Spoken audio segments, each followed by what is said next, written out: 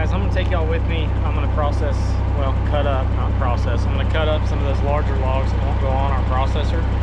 I've only got 2 of them set aside right now, but just wanted to show y'all how I do that, and then I'll break those down with the inverted log splitter that's attached to our skid steer. I love that thing. I mean, if y'all don't have one of those and you're in the firewood business, I know it's not the most efficient way. I mean, it's not like you break wood into finished size pieces with it by any means. You know, running a skid steer, it's just not, you know, not the most economical way of doing things, that's for sure. But to get those bigger rounds into a sizable piece that can be managed by hand is definitely extremely useful for that. And we've had that thing. It's a ram splitter. We've had it for probably 15 years, and used it, you know, here and there, you know, every year to do exactly what I'm about to show you guys. So just follow along, and you'll see what I mean.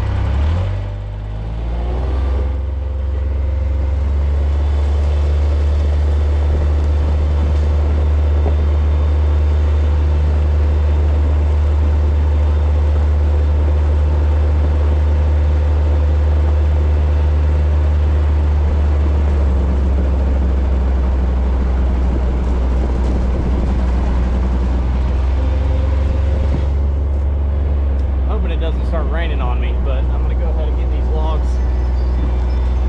Logs are right over there. I'm gonna go ahead and get the skid steer with the grapple on it and spread them out just a little bit, and then get the Mingo marker, which I'm sure a lot of y'all are familiar with, but I'll show you exactly how that works. I don't know that I've ever really seen a video of exactly how it works, but it's a pretty neat thing that will mark the log at whatever increments of the size. I'll show it to you right now, of the size roller that you put on it. So this wheel right here is interchangeable. Let me see. So you can see right there it says 16-inch, and you can get, I know we have a 24-inch I think as well. So just the diameter of that wheel changes to get you a different length of cut. So as this rotates around, it'll spray paint. So this right here comes across and hits, and then it'll spray. You'll see it spray a dot of paint.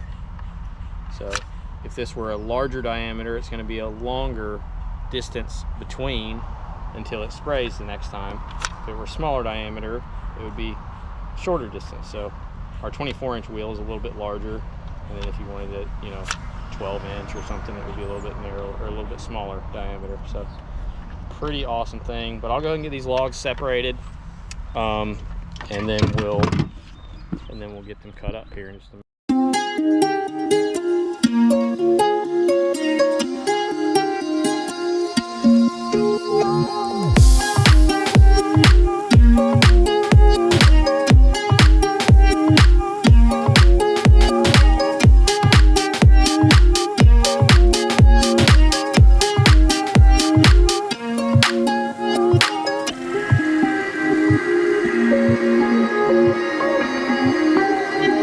See just how big these logs are. They're pretty good size.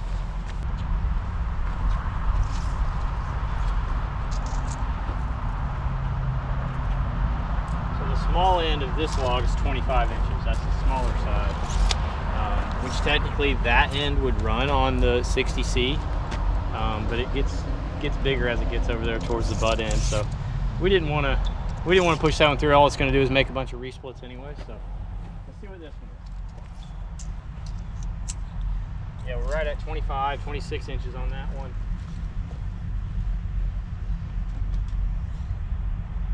And we're at 36 inches on the butt end of this one.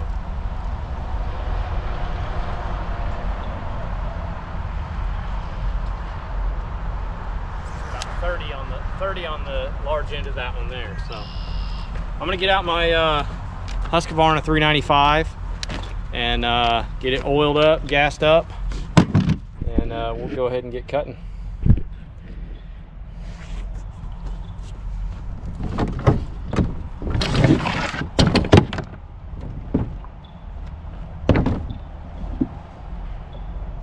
I always like using a screwdriver to loosen these. It's just so much easier than trying to, sometimes they get stuck on there, hard to get off. We don't use chainsaws too much anymore now that we have that processor. We get pretty good quality logs that are, you know, limbed pretty good and, you know, fairly straight. These right here definitely came from a grading service that drops us free wood, and you know, so we didn't pay for these logs. Anything that we pay for, we do very minimal cutting on. Yeah, they bring us good stuff. So I'll show you guys how I mark these logs real quick. So you always want to start it with the wheel all the way back so that it makes a full rotation to trip it. So that's one little tip. So you want to start it with your paint can right above, as if it were to be marking right there on the edge of the log.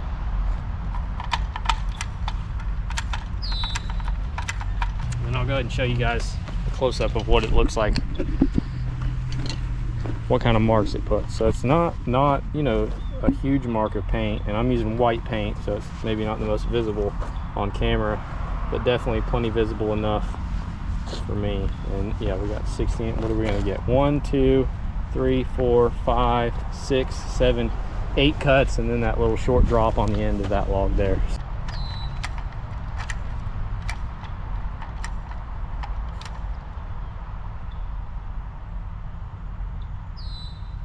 we're gonna get 1, 2, 3, 4, 5 on that one, and then the drop. So we'll see if it's sharp.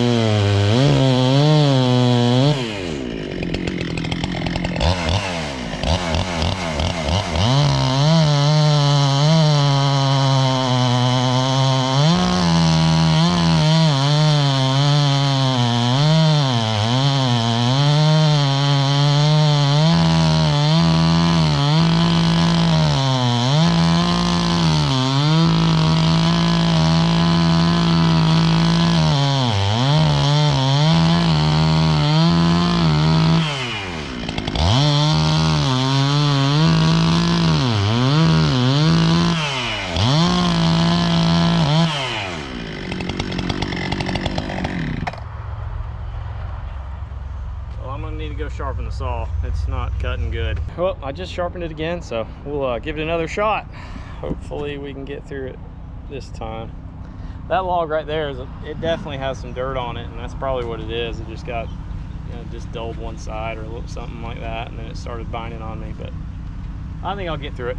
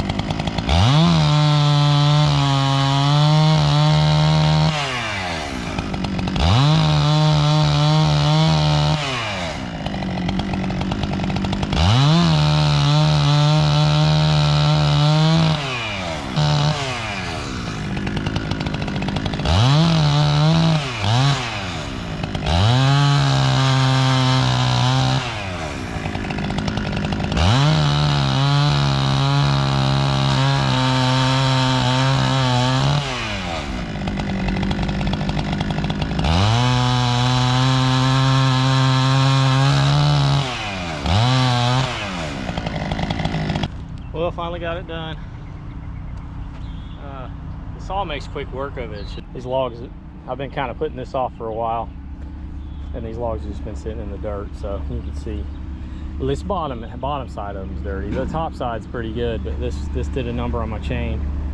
And you know, in big, like I say, in big wood like this, if your chain's at all dull, it's just not gonna cut good for you. So had to sharpen it twice to get it done, and I think it's needing a sharpening right now too. I mean, did it in less than a tank of fuel, but I mean, that's a lot of cuts, you know. If you a smaller CC saw, you'd still be here cutting, you know, even though I sharpened it twice in between. But anyways, I'll follow up with the next video and bust these into sizable pieces with that inverted splitter, and that's going to make really good firewood. And this stuff, you know, it's straight grain, and once this stuff is split down with a single way wedge on a splitter, it's going to make some excellent firewood. So yep, that'll be the next video. So appreciate y'all watching. Catch you on the next one. Thanks.